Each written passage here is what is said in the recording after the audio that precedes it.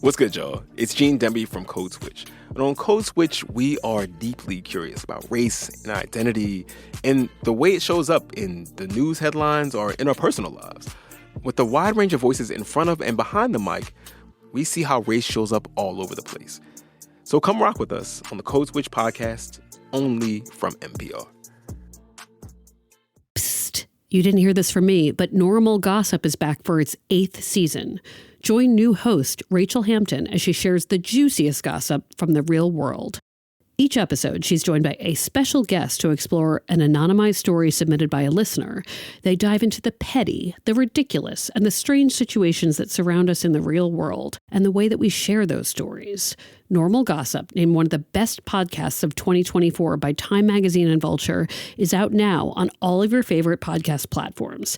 And this September, Normal Gossip is going on tour. For more information, check out normalgossiplive.com. How many discounts does USAA Auto Insurance offer? Too many to say here. Multi-vehicle discount, safe driver discount, new vehicle discount, storage discount, legacy. How many discounts will you stack up? Visit USAA.com/auto discounts. Restrictions apply.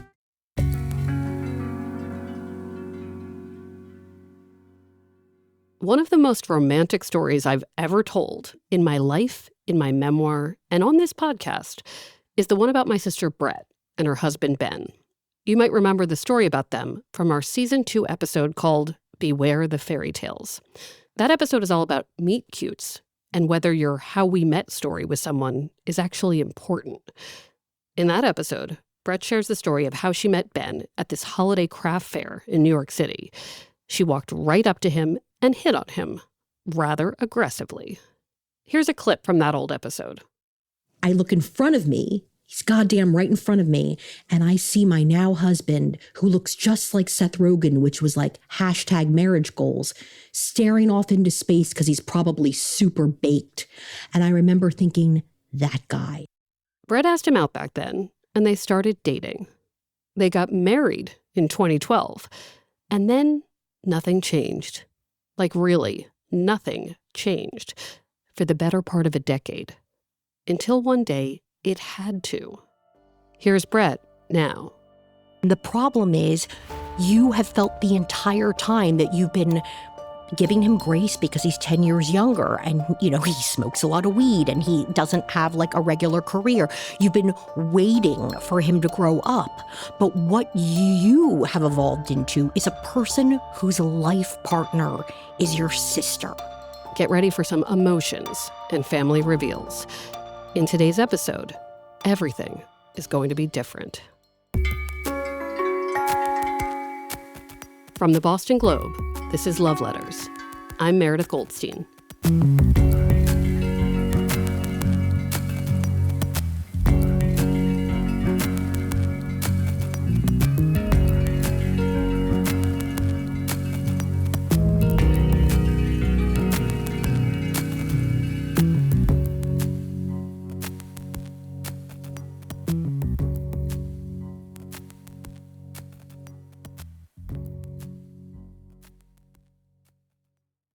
This season has been illuminating for me because I'm at the point in my life where I'd like to change so that I'm calmer and happier and better in relationships.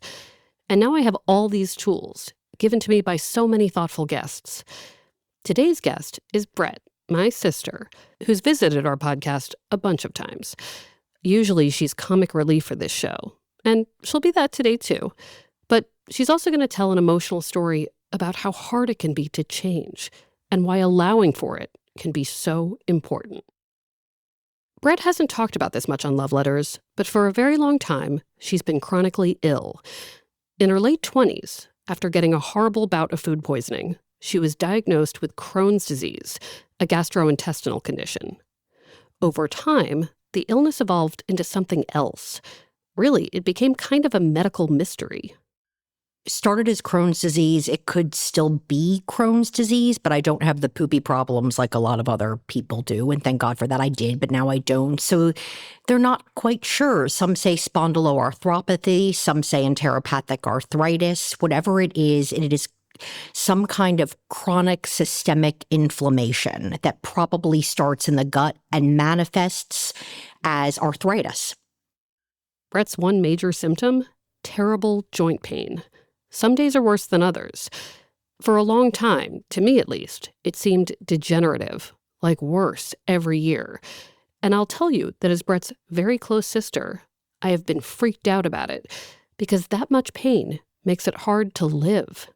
And the thing about Brette is, she frequently seems to be having the best time, but I know she's also secretly just trying to get through everything while hurting all over. Just to give you perspective, by 2021, when she was 48, the joint pain in her knees was so bad she needed a walker to get around her tiny New York apartment. Sometimes it hurt for her to even sit still. I could barely get to the bathroom every day, but that doesn't mean I wasn't in a good mood. Really, if I could just get my upper body to work, then that was a good day, I guess. A thing about Brett's pain, it's always worse in the winter. The inflammation spikes in any kind of cold. And that's why, at the end of 2021, Brette was like, shit, winter is coming again. I must do something to save myself. Actually, she didn't even say that second part. The person who said it was Bob, our financial advisor. You might remember Bob from the episode that started the money season of the podcast. He is the best. In 2021, Bob, who's always looking out for us, called me and said, I'm worried about Brette. I'm worried she's going to be in so much pain this winter that she won't be able to survive it. This scared the shit out of me. Bob is not one to yell emergency when it's not an emergency. Bob basically said, I know it seems like a frivolous expense you don't have money for, but please, encourage her to go somewhere warm for the winter. We're talking about her health and her life here. This is the emergency you save for. From my memory, Florida was kind of a little bit of his idea and endorsement. Certainly his endorsement. Like he called me and was like, Brette has to go to Florida. You're right. That was his idea. He also basically said, like, this is what your mother left you money for. Like, because he knows that I'm like a pretty princess. And he was basically like, you want to do it? Do it. Like, go for it. Hit that account. He was really interested when he called me. He said, like, there's this big question mark. Would she be healthier in a warm place? And like, this is what is worth an investment. Like, maybe to you, he said pretty princess. But to me, he said, this is what you throw money at. Because if it works, everything's got to change. So Brette decides to move temporarily to Florida, just to see if being there in the winter can stave off some of this horrible pain. Maybe being in warmth for the winter will help her feel better the rest of the year.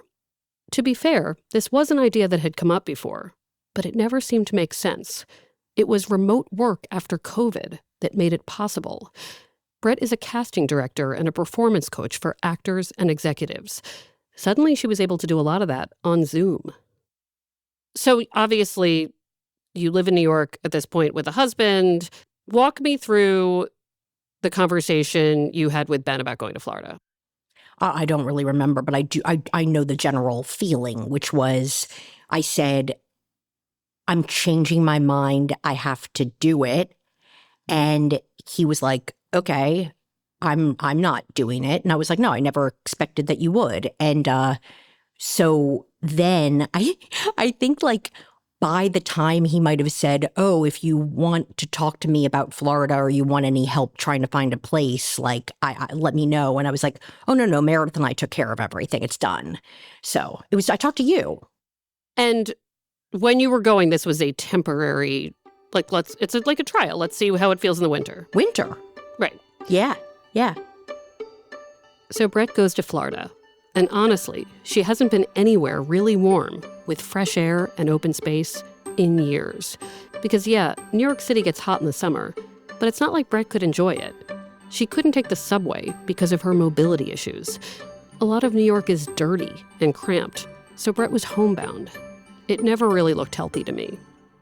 But in Florida, at the place she winds up subletting, there's fresh air, a pool to exercise in, and a slower pace. I mean, it's Florida.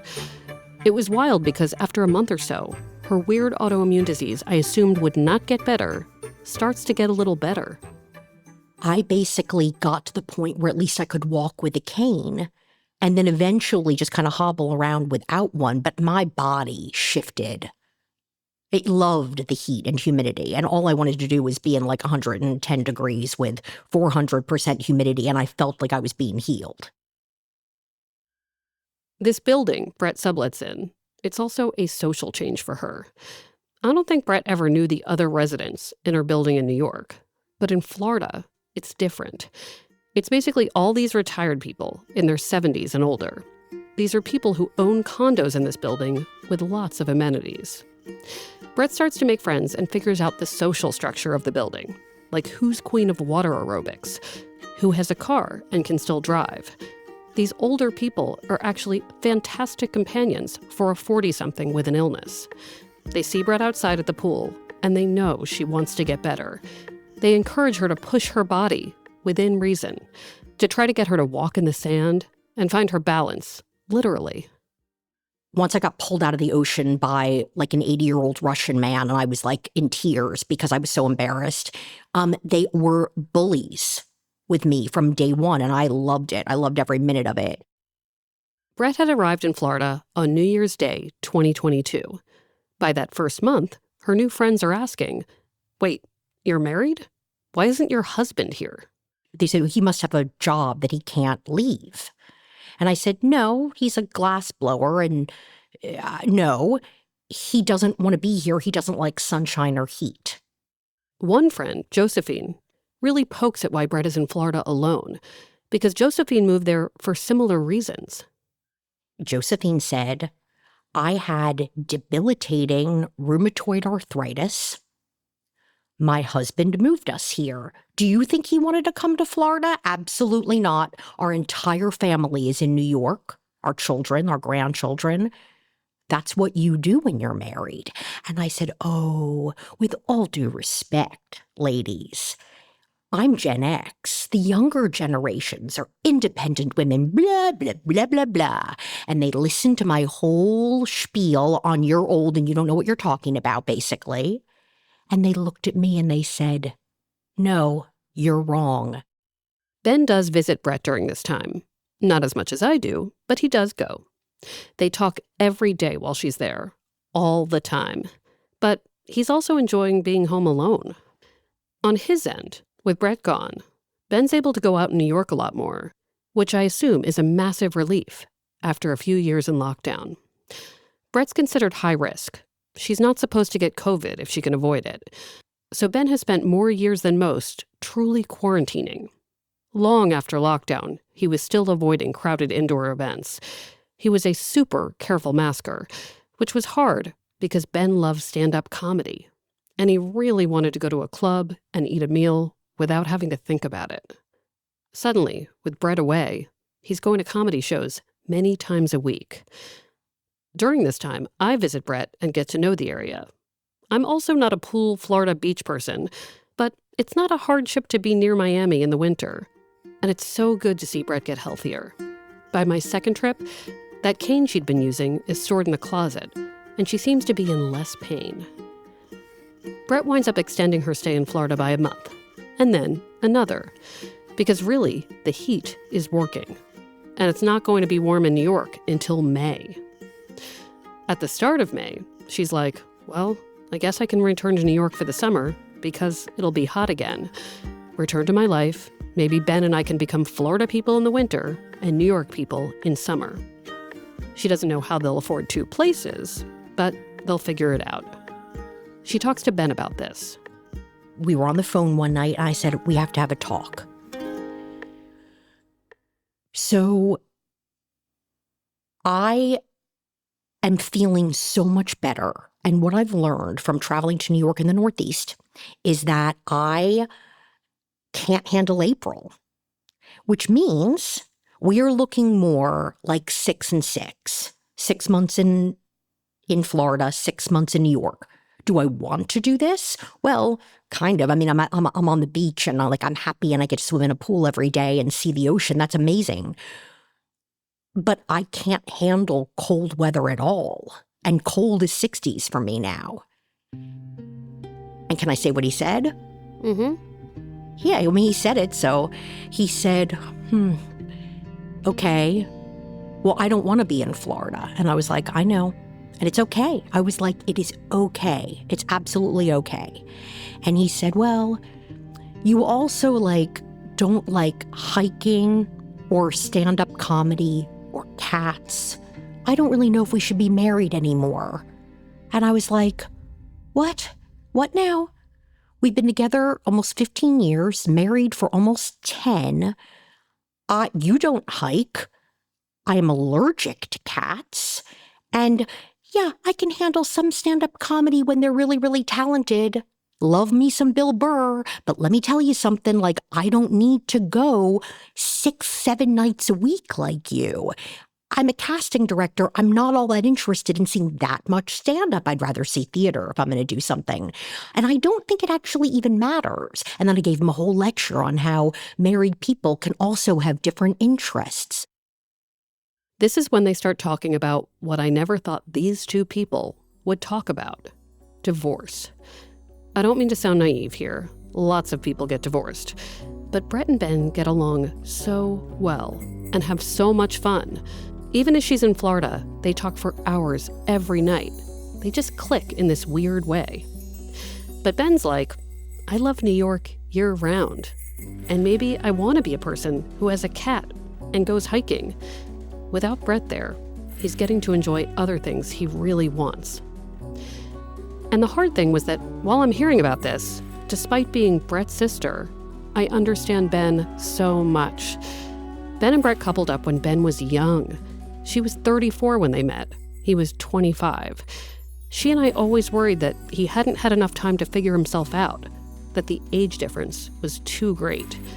But then, when he was about 29, he said, yes, I do want this forever. And he proposed. He was older and more confident. But in my opinion, he never really found that confidence alone. Of course, even though Ben is starting to say, maybe we're not meant to be married anymore, he's also not saying we should definitely get divorced. Because Brette is also kind of his best friend, and they love each other. It's really confusing. But it's May, and Brette has to decide whether she's going home to Ben in New York City or staying in Florida. And if she's staying in Florida, what does that mean?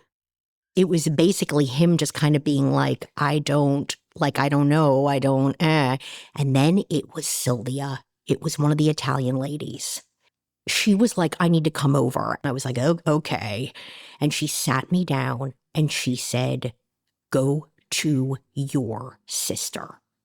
She's like, I love you and I want to have you here. So does Josephine. I want you to go. I was going to stay in Florida. And that is what Ben and I talked about. And she said, I don't think this is a good idea for you. Do it, because Meredith will give you better support than we can. Because what we've realized, we talked about it, she and Josephine, what we've realized is that Meredith is much more your partner than him, and you should be with her. So go. So, what happens when two possibly codependent sisters live in the same condo in Boston, while one is considering divorce and the other is in a brand new relationship for the first time in years, and both women fear change? More after the break. I want to tell you about a show I've been binging lately. It's called Sorry I Missed This. It's about navigating life and finding happiness with ADHD, which I do not even have, but I do have 15 other problems that make it hard for me to do and focus and be kind to myself. This podcast takes that on with humor, empathy, and expert guests. There are fantastic episodes about dating with ADHD and how having ADHD can affect relationships. I loved a recent one about how to be a better listener. Host Kate Osborne has ADHD and a background in sex ed, so she gets what we talk about here. So many of us are overtasked and distracted, and then we feel like we're treading water with everything and everyone. Try Sorry I Missed This, calm yourself, and enjoy, wherever you get your podcasts. This show is sponsored by BetterHelp. So not to generalize, but maybe to generalize a little. The people in my life who have not had much therapy tend to be men. Some of them are dealing with the weight of the world, but haven't reached out to get counseling from a professional. It's no wonder that 6 million men in the U.S. suffer from depression every year, and often it's undiagnosed. What I tell the men in my life is that therapy has helped me feel healthier and like I can do more of what I love for the people I love. So where does one go? With over 35,000 therapists, BetterHelp is the world's largest online therapy platform, having served over 5 million people globally. It's convenient, too. You can join a session with a therapist at the click of a button. Guys, and by that I mean everyone, and also guys, talk it out with BetterHelp. Our listeners get 10% off their first month at betterhelp.com/loveletterspod. That's BetterHelp, HELP.com/loveletterspod. A confession. In the past, I have made mediocre to bad choices about wireless service. For a really long time, I was using a service that cut out in a bunch of areas and was also not cheap. In my wireless relationship life, I have paid a lot for a little. But that all ends now, because with plans starting at $15 a month, Mint Mobile is offering premium wireless service on the nation's largest 5G network. This means a savings for me, and I'll be getting better coverage. The truth is, when I'm doing fun things and being present in my relationships, I do not want to think about a dropped call, bad service, and what I'm paying for any of it. I just want to pay a lot less money and have good quality. I mean, summer's basically here. I want happy times and very easy communications with my loved ones. This year, skip breaking a sweat and breaking the bank. Get your summer savings and shop premium wireless plans at mintmobile.com/loveletters. That's mintmobile.com/loveletters. Upfront payment of $45 for 3-month 5GB plan required, equivalent to $15 a month. New customer offer for first 3 months only, then full price plan options available. Taxes and fees extra. See Mint Mobile for details. Have you ever seen Grey Gardens, where there are these two eccentric Kennedy cousins, and they live separate from society, wearing headscarves and muttering to each other all day? Or maybe an easier pop culture reference might be Practical Magic, where the older aunts are like gossiping and making margaritas, uninterested in anything but their own spells. That's kind of what it was like when Brette moved to Boston in the summer of 2022. It was weird timing, because I was about a year into the first serious relationship I'd had in a long time. My boyfriend knew Brette and I were very, very close. In theory, he'd understood that he'd become second fiddle with her here. But the reality of that was different, I'm sure. He learned quickly that Brette and I needed space. Also, Brette needed support from both of us, everyone really, as she figured out what was happening. Her relationship status was so confusing. If you remember when I was in Boston, like Ben and I, we would talk on the phone for like 3 hours and never. And I would literally, this was my own form of torture that I inflicted upon myself. He would just talk to me like, oh, let me tell you all about the stand-up shows and this. And like, it was all small talk and random. And I'm like, let's see how long it takes before he actually talks about something real, given the fact that our marriage is falling apart. And I would just sit there and be like, oh, good, that sounds nice, da-da-da-da-da. It was very clear that, and he was clear about it, is that what he wanted was to be able to date people, do whatever he wanted, and know that I was still very much there, because he wanted to grow up and then decide if I was right for him or not. He never asked me what I wanted, but he didn't want to know. But he was very clear that he loved me and that he just wanted me to wait, and he wanted to figure out all of the things and be with all of the people he wanted to be with, and then it would be great I will still be there, because we still will be married. Ben does ask to come up to my place to visit Brette during this time, but she doesn't want to see him. She tells me she doesn't want to feel like she's auditioning for her own husband. Regardless, as they exist in their marital purgatory, Brette and I find a routine as roommates. So I get up before you, and it was cute. It almost, I know this is going to sound weird and gross, but it almost felt like the beginning of a romantic relationship. Like in the sense that I would be kind of borderline giddy about waking up every morning and making 2 full pots of coffee. But for you, every other day, you had iced coffee, I had hot coffee. And so I had to make the 2 pots of coffee, but I wasn't bitter about it. I was psyched because I got to make you coffee. And then I would stick the coffee in the fridge. And then I would do she's going to come downstairs, no eye contact. Like I would because you're not a morning person until you've had your coffee, and I would leave you alone, and I was I can't tell you how special this time is. It also feels like some fever dream. We start watching 10 episodes of Scandal in a row and doing impressions of the characters. It feels like sister summer camp. Brette feels physically better during her summer in Boston than she has during previous summers in New York. It's easier for her to live here because there's parking and people can just come over and hang out, and she seems less stressed. Of course, the thing about Boston is, winter is always coming. By September, she and I have to face that. I knew winter was coming, but I also didn't want, I could have done that for the rest of my life and been happy. I also know that it wasn't the healthiest thing for you because we didn't want to go full fancy Grey Gardens. We wanted to I needed you to be able to have time with your boyfriend and stuff. To be fair, it isn't just a boyfriend issue. When Brette and I are together, we can just forget the world. We can watch TV in solitude and fully entertain each other. Sometimes it's healthier when we have some space, so we can focus on others. I think, well, first of all, the reason why I'm getting emotional is because, I didn't want to leave you, but I also knew for all the aforementioned reasons that I had to. It was weather, and it was I had a feeling you were never going to have sex again in that condo if I was there. And so, I knew I had to go for your own health. And so, but I didn't want to. Sorry. I'm used to being funny with you and being the funny girl. I'm not used to getting upset. In September, Brette starts looking online for apartments in Florida again. I start worrying about how it's going to be affordable for a second winter. I'm also worried because she doesn't have a real community in Florida. Yeah, she made a few friends in that building, but she's not going to get that room in that building again.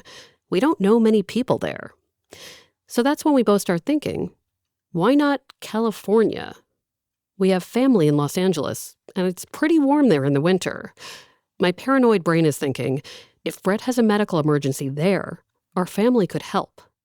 For some reason, a thought occurred to me one day while I was sitting there going, wait a minute, I don't have to not do that because Ben doesn't want to move to California ever because he wants to be near his family. It doesn't matter anymore. I can do whatever. Brette and I have a lot of angst about her moving all the way across the country from me. But we realize the flight to Los Angeles is not that much longer than the flight from Boston to Florida. And I go to LA a lot anyway.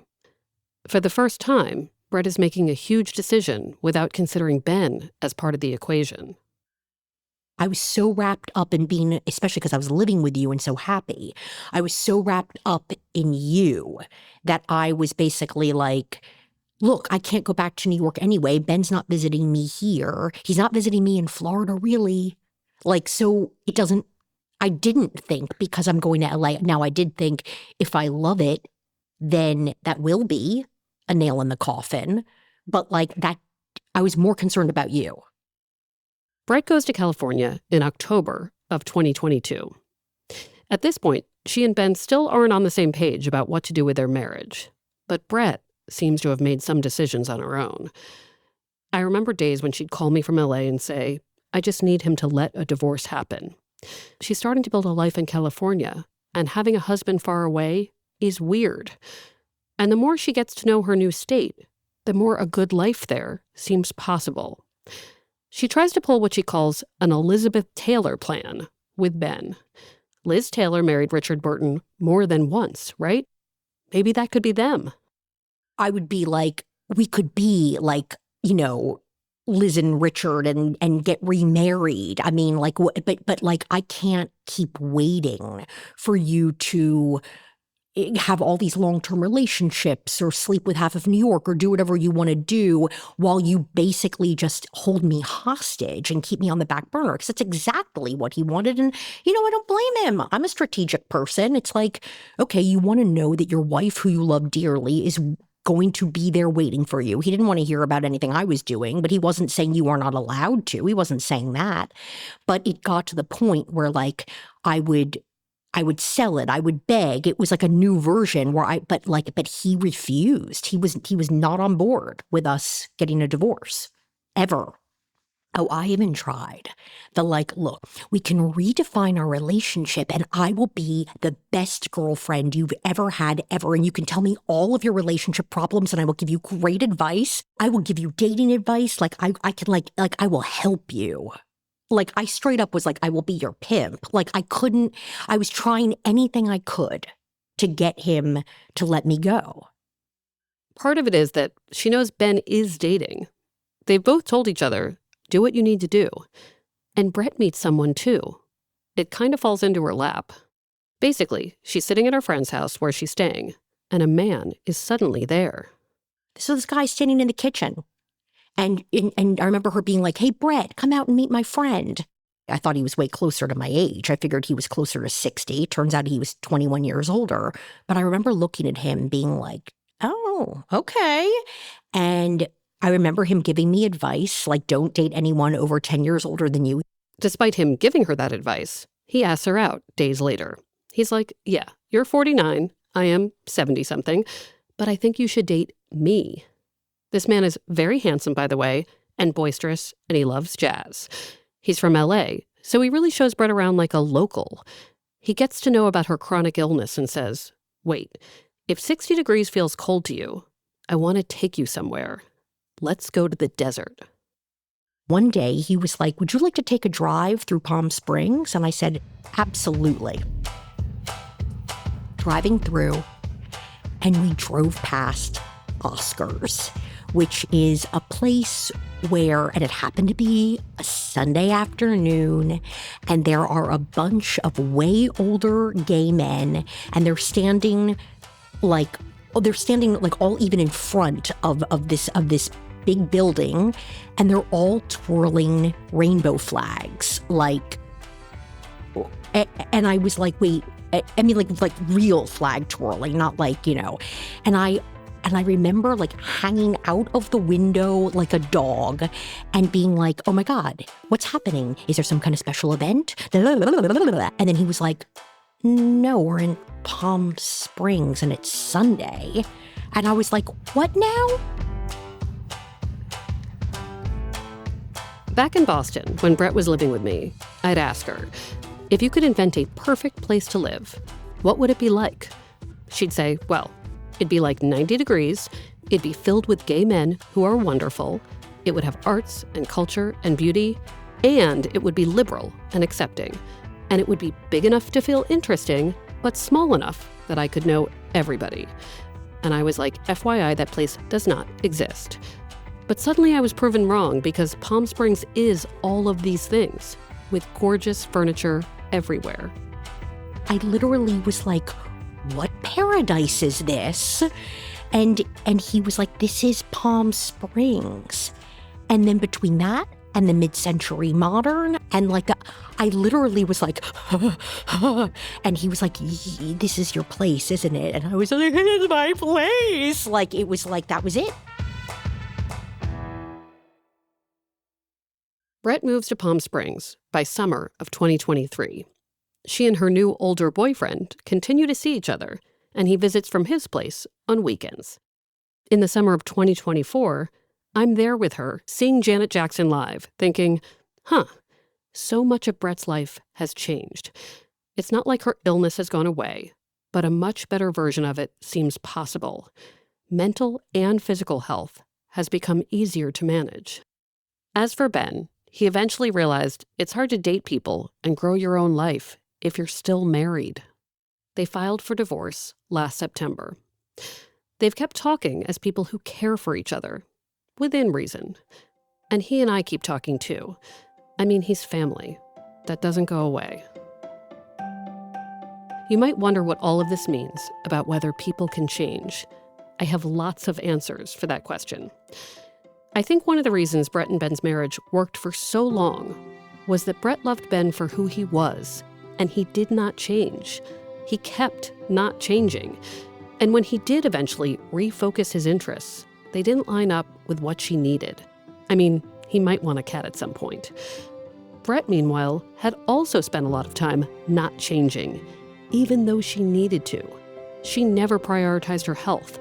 She always said yes to work obligations, even when her body screamed for rest. She could not stop herself from smiling through discomfort, even if it meant more pain. She needed so many people to help her change those things. First, our financial advisor, Bob, then friends in Florida, then me, then this man in California who brought her to the desert and helped her set up a new life, and then even Ben, who eventually let her go. I have long called Brette the queen of inertia, meaning she just keeps doing whatever she's doing, sometimes to a troubling degree. If I'm in motion, I'm in motion. If I'm at rest, I'm at rest. If I'm in a thing, in a hole, it doesn't have to be a bad hole, it could be a great hole. I'm in a hole. With a push, she changed her path before hitting another wall. Brette's latest relationship with the older man ended shortly before this interview. It was a lovely experience, but it had run its course. That brings new discomfort, but that's part of the process of change, letting things go. What a blessing, all of this. The end of my marriage, the end of this most recent relationship that I'm in, and that's very fresh. And I have to say, when you find out what I'm doing this weekend, and even what I did last weekend, it's like I spent one weekend sitting here being like, I'm sad, my guy isn't here. And then all of a sudden I was like, oh, we're on the fast track to being queen of Palm Springs.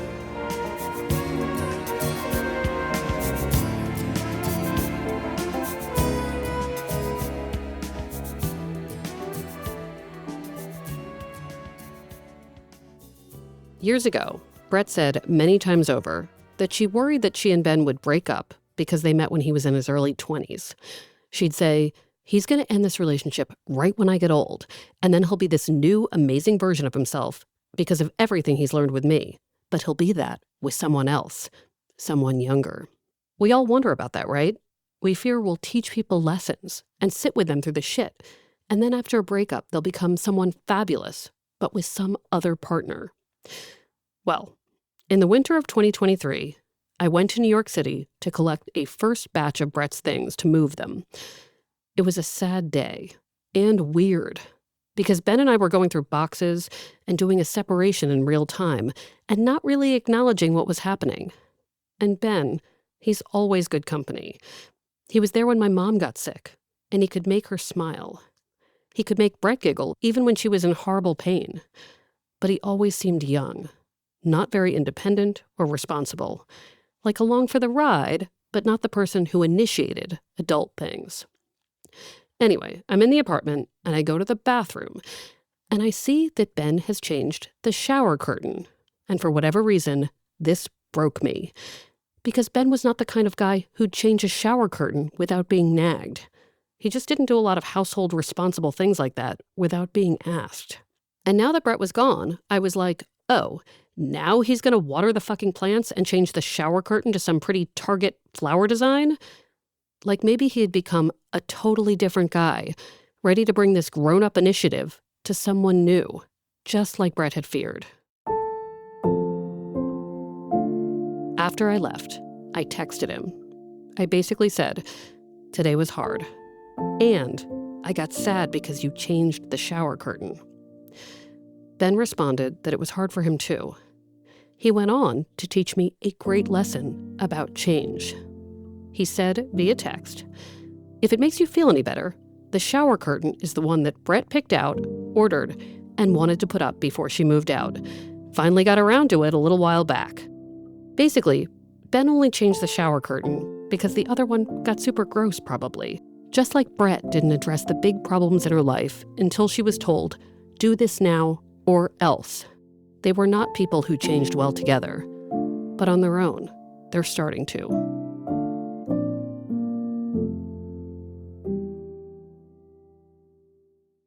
I want to tack on a lesson here about divorce in general, and breakups, and stories.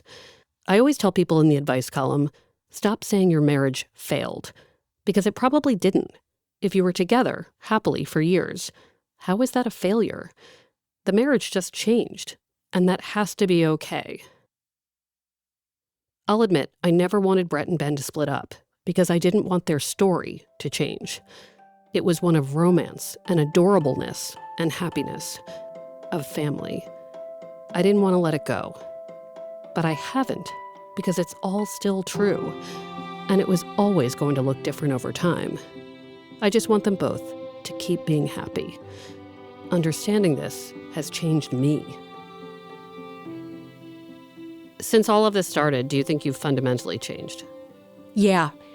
My therapist has always said, when you are in like the archetype of queen, you are healthy in all ways and successful. When you are in the archetype of worker bee, you are angry, inflamed, miserable, resentful, cynical, self-righteous. Brette loves talking about archetypes and how we fall into them. I don't fully get what it means, but I know that in New York, in her marriage, she was the worker, inflamed. Single in Palm Springs, where everyone is kind of a queen, it's easier to do everything. And she's excited about all of it. This, to me, if you were to describe what actual heaven looks like, this is actual paradise. Like, I'm not sure I could, like, for me, I don't know if actually life could get any better.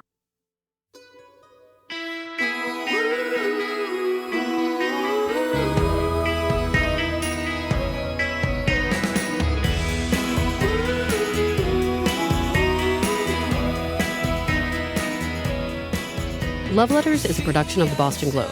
Our producer is Christina Hanatu. Our executive producer is Kristen Nelson. Uzair Ahmed does our audio mixing and mastering. Sound design by Christine Ahanatu. Maddie Mortel is our audience engagement manager. Special thanks to Nancy Barnes and Linda Henry. Our music is from APM. Remember, Love Letters is also an advice column. Send any questions about dating, divorce, marriage, singlehood, whatever, to loveletters@boston.com. And if you like this show, please leave us a review. Learn more at loveletters.show. I learned what is called a cocktail pool in the front of the house, which apparently is like a normal thing, which is not a pool you swim in. It's a pool that I guess you drink in to stay cool, and I guess you just pee in it. It's probably like a toilet pool. I'm Meredith Goldstein. Thanks for listening.